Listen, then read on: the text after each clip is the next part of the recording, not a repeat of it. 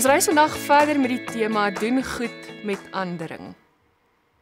Dit herinner ons daaraan dat God se liefde regtig geen grense ken nie. Die Bybel wys oor en oor dat geloof nie net iets is wat ons bely nie, maar iets is wat ons moet leef, elke oomblik van elke dag. En een van die maniere waarop ons dit so prakties kan uitleef, is deur gasvryheid.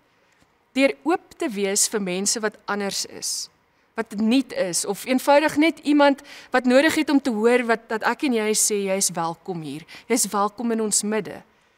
Dis maklik om te sê, ons glo in liefde. Dis iets anders om ons deur oop te maak vir iemand wat dit regtig nodig het. Maar dis presies daar waar God se liefde en genade tasbaar word in die gewone alledaagse gebare van gasvryheid. Ons lees in vandag se skrifgedeelte, moenie nalat om gasvry te wees nie. Deur gasvry te wees het party mense, sonder dat hulle dit besef, selfs engele tuis ontvang. Dit is my 'n wonderlike gedagte om te weet dat ons nooit weet wie by ons deur instap nie. Dis 'n geleentheid om elke mens met liefde en menswaardigheid en gasvryheid te dien. En in die Bybel gebeur dit met Abraham. Hy verwelkom 3 vreemdelinge en hy ontdek dat dit God self was wat hom besoek het. Op die Emmauspad stap daar iemand saam met Kleopas en sy mededisipel en later besef hulle oë gaan oop en hulle sien dis Jesus. God ontmoet ons dikwels in die alledaagse, die gewone, en in mense wat ons dalk sommer net maklik sou verbygaan. En dalk is dit steeds so vandag. Dalk klop God soms aan ons deur, nie net met 'n verbuisterende stem of 'n sterk wind of 'n geweldige groot ding nie, maar in die vorm van 'n buurvrou wat hulp nodig het. 'n Vreemdeling by die kerk, 'n kollega wie se kinders swaar kry. Daar's soveel maniere. Ons dink dikwels gasvryheid beteken om groot etes en perfekte tafels en mooi borde en ure se voorbereiding te hê en te doen. Op 'n stadium in my lewe weet ek dis wat ek gedink het, maar nou so oor die jare het ek geleer dat gasvryheid baie anders is as dit.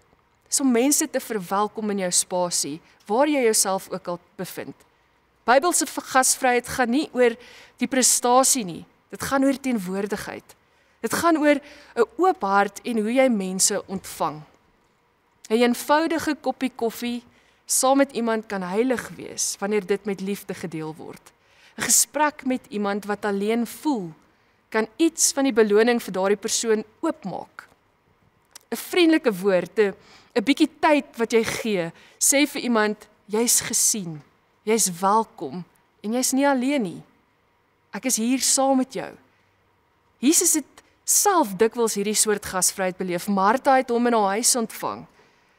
'n Jong seun het sy kosmandjie met hom gedeel en 'n vreemdeling het Jesus gehelp om sy kruis te dra. En oral waar hy gegaan het, het hy mense genooi, selfs die wat niemand anders wou nooi of wou naby hê nie. Wanneer ons gasvry leef, leef ons in Jesus se voetspore. Gasvryheid is nie net 'n mooi gewoonte nie. Dis 'n geloofsdaad. Dit vra van ons om te vertrou dat daar genoeg is om te deel. Genoeg tyd, genoeg plek, genoeg liefde, genoeg genade. En elke keer as ons iemand innooi, gebeur daar iets heiligs. 'n Geslote deur sê, dis my spasie.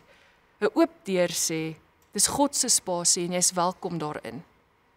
Ons leef in 'n wêreld waar ons grootste siekte van ons tyd eensaamheid is, waar mense hulle self eensaam en alleen vind. Ons hou mekaar op 'n afstand, ons beskerm ons tyd, ons roetines is so vas en ons in ons gemak en hoe ons wil leef, dat ons nie tyd maak om verander nie. Maar dis juis daardie grense wat die evangelie kom breek. God se koninkryk lyk nie soos 'n geslote erf met hoë mure nie, maar meer soos 'n plek waar daar plek is vir nog iemand. Daar's altyd plek vir nog iemand. Dalk het jy al ervaar hoe dit voel om elders in te loop en dadelik welkom te voel. Dis soos om asem te kan haal. Iemand kyk jou in die oë, glimlag en nooi jou en skielik voel jy, ek hoor die. Daardie gevoel is wat goddelike gasvryheid vir mense doen. En wanneer ons ander mense so laat voel, word ons die gesig van genade. Ons word 'n klein herinnering van 'n groot waarheid, dat God self nooi elke mens in. Om gasvry te leef is nie net goeie maniere nie, dis die evangelie in aksie. En die beste is, ons hoef nie 'n groot bediening of baie middele te hê nie, ons kan net gasvry wees met wat ons het. God gebruik gewone mense, met vol programme, met klein huise, gewone lewens, om buitengewone liefde aan ander mense te bewys. Wanneer ons gasvry leef, sê ek en jy in effek, God gebruik my om u liefde aan iemand anders te bewys. Vra vandag vir die Here om jou te help om met nuwe oë na die mense rondom jou te kyk. Dalk kry jy die geleentheid om gasvry te wees en dan so God se liefde te deel. Kom ons bid saam. Here, u arms is altyd oop en u liefde hardloop ons tegemoet. Leer my, Heilige Gees, om asseblief op dieselfde manier met dieselfde openheid te kan leef en help my om te sien wie my pad langs kom, sodat ek gasvry kan leef. Gee my 'n hart wat luister, 'n huis wat oop is en oë wat wonder oor u teenwoordigheid in ander. Help ons, Vader, om u lief te hê soos wat u elkeen van ons liefhet. Amen.